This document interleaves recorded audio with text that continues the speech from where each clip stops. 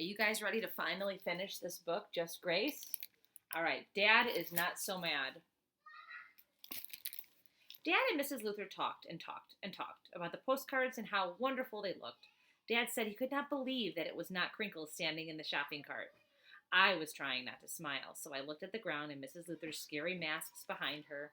Not smiling is hard to do, but when you are in trouble, it is better to stay looking sad so you don't have to get told again how much trouble you are in.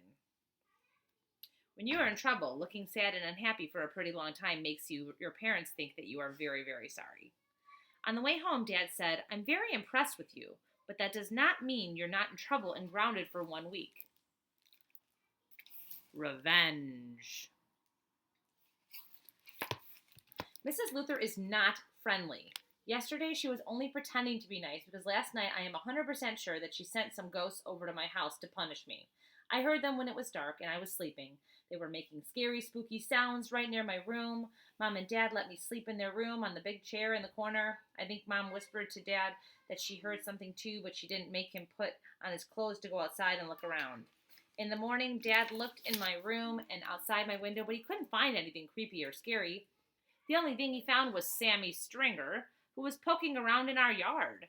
Dad invited Sammy to come inside our house, which I could not believe. It was right when I was eating breakfast. So Dad asked him if he wanted some pancakes too. I had to sit across from the disgusting Sammy Stringer and watch him eat food at my very own breakfast table. Dad said, "Your friend Sammy here was looking outside for Mrs. Luther's cat. Maybe after breakfast you'd like to give him a hand? You seem to know all about the cat. I'd be nice to get a poor woman back her pet."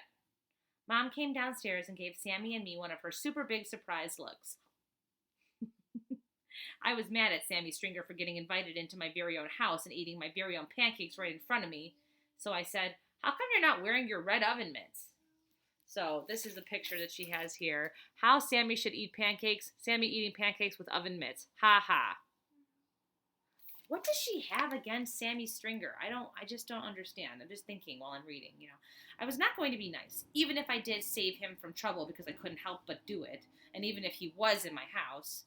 I'm not going to touch the cat. I'm just going to find him. Mrs. Luther said if I could find him, she would let me have that jar of lion poop for my collection and I could keep it forever. Well, that's certainly a prize, said Mom. I don't know how she could smile so nice and not make a disgusted face like I did. She is really good at pretend faces. I'll tell you what, she said Dad, pointing at me.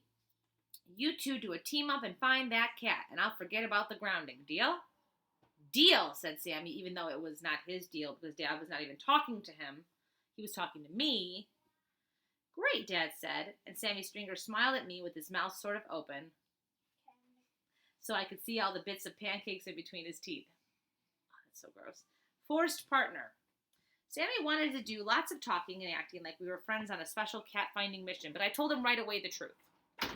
I said, "Sammy Stringer, I am not going to be your friend. I am only doing this cat project with you because my dad says I have to." Me too, said Sammy, but then he wouldn't be quiet and kept asking me all about how I made the postcards and if I was going to make any more. I don't think he has very good understanding skills. We looked all over Mrs. Luther's yard and all over my yard and even in Mimi's yard, which did not make me happy because I did not want Mimi to see me with Sammy Stringer. Even if I was not talking and being friends with him, we looked and looked and looked, and we could not find Crinkles. I broke my don't talk to Sammy rule and said, "I guess Crinkles ran away. Mrs. Luther is just too scary for him to be around." "She's not scary," said Sammy, and he was looking at me like he could not understand what I was saying. "She's really cool and interesting, plus she makes the best cookies ever because they have," hey, what's that sound? It was like ghosts. They were back and still scary sounding, even in the daytime. "It's ghosts! She sent them over here!" This is what ghosts probably look like. Those masks are on them. My insides were shaking and I was pulling at Sammy's jacket, which I would not do if things were normal because I would never in a million years touch him on purpose. "She's mad because of the postcards. Come on, let's get my dad." But Sammy was not moving. "She's not mad. She's got the postcards on her fridge. She likes them. What do you think, she's a witch or something?" Sammy walked away from me and said, I heard him yell. I couldn't understand what he was saying. My brain said, "Save Sammy or run for help." I was running for help when he yelled again, and this time I heard him. It was yelling, "Crinkles! Crinkles!"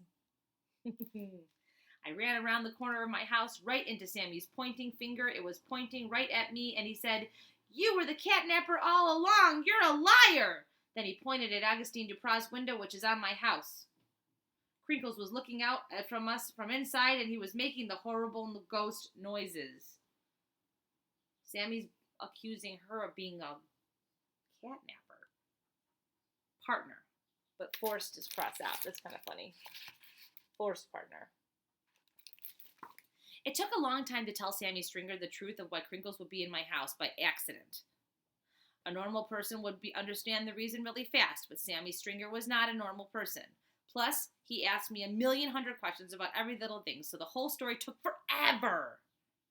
At the end, he believed me that I was not on purpose catnapper, which was good because I was not in a hurry to get into even more trouble. We both looked at Crinkles, and we each had our own thoughts because we did not say anything.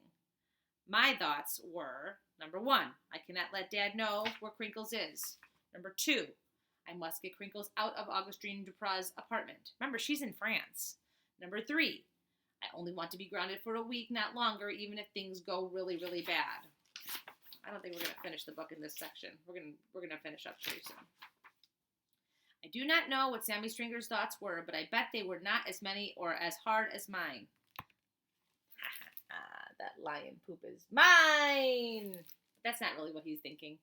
I had to trade promises with Sammy Stringer so that we could both, in the end, get the thing we wanted. He wanted the lion poop. She wanted to not be grounded.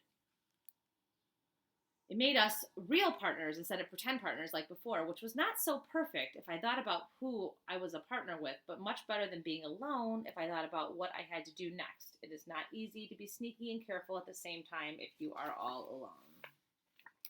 Okay, I think we're going to stop there because then, we have 10 pages to do next time, which we will finish stopping on page 127.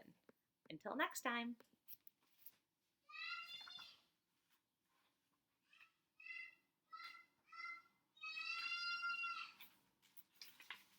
127, 116 to 127.